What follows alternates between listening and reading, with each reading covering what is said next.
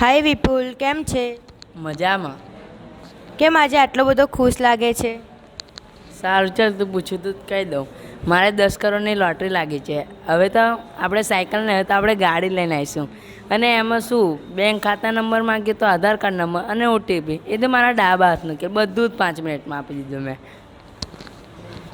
અરે વિપુલ, એ સ્પામ હોઈ શકે છે અને ફિશિંગ કહે છે. ખોટી માહિતી આપીને તને લલચાવે છે અને તારા પર્સનલ ડેટા ચોરી લે છે. વિપુલ, શું થયું? અનિકા કહે છે કે મારે 10 કરોડની લોટરી લાગી છે, એ હેકિંગ હોઈ શકે છે. આ તો કયા કરે? આવા મેસેજો તો ઘણીવાર આવતા હોય છે ફોનમાં.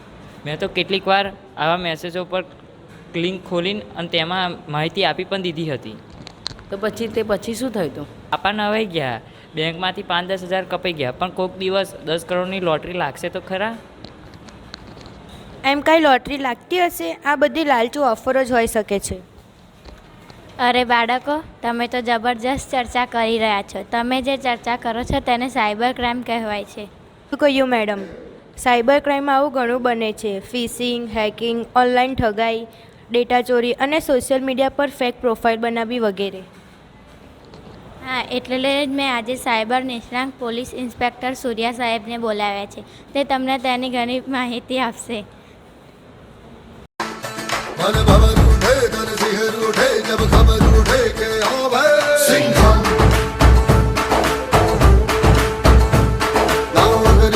नाम अगर चले बस लहर चले जब गावे सिंघम। નમસ્તે બાળકો, નમસ્તે મેડમ. હું સાયબર નિષ્ણાંત પોલીસ ઇન્સ્પેક્ટર સૂર્યા સાયબર સેલમાંથી આવું છું. આજકાલ સાયબર ક્રાઇમ ખૂબ જ વધી ગયો છે, એટલે સૌ સાયબર ફ્રોડને સત્વરે સમજવા જોઈએ. તમારી સાથે કોઈ સાયબર ફ્રોડ થાય તો તરત હેલ્પલાઇન નંબર 1930 પર ફોન કરો અથવા www.cybercrime.government.in પર ફરિયાદ કરો. હા પણ સૂર્યા સર, તમે આ બધું કીધું, પણ એનાથી આપણે બચાવવા માટે શું કરવું જોઈએ? ખૂબ સરળ બાબતો ધ્યાનમાં લેશો. મહત્ત્વના પાસવર્ડ, અક્ષર, અંક અને ખાસ ચિહ્નો વાપરો. સોશિયલ મીડિયામાં પ્રાઇવેસી સેટિંગ ઓન રાખો. એપ, મોબાઈલ કે પીસીમાં અપડેટ આવે તો સત્વરે અપડેટ કરી લેવું. અજાણી લિંક કદી ખોલો નહીં. આધાર કાર્ડ નંબર, ઓટીપી, કાર્ડનો નંબર, બેંક ખાતા નંબર વગેરે ગુપ્ત માહિતીનો ઉપયોગ સાવચેતી સાથે કરો. અને સર, આ ડિજિટલ એરેસ્ટ શું છે? તે પણ એક સાયબર ઠગાઈ છે.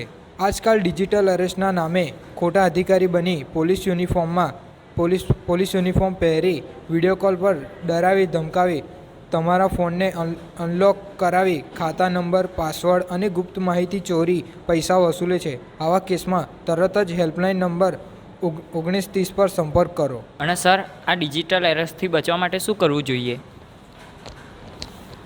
કોઈપણ ફોન કે વિડીયો કોલ પર ધમકી આપતા હોય કે પોલીસ અધિકારી બની તમને અરેસ્ટ કરવાની ધમકી આપતા હોય તો તેમની વાતોમાં ફસાશો નહીં અને સત્વરે નજીકના પોલીસ સ્ટેશનનો સંપર્ક કરો. સાયબર ક્રાઇમ જગતમાં ઘણો વધી રહ્યો છે. તેની જાળવણી તે તેનો સાચો બચાવ છે. જાગૃત રહો, સુરક્ષિત રહો. ઉપયોગ સાવચેતીપૂર્વક કરો. જો તમે પણ સાયબર ફ્રોડની શંકામાં હોવ તો તમે 1930 પર સંપર્ક કરો. કોઈપણ પરિસ્થિતિમાં ડરશો નહીં અને પોલીસનો સંપર્ક કરવાનું ચૂકશો નહીં. જાગૃત બનો, સાવચેતી રાખો, સુરક્ષિત રહો.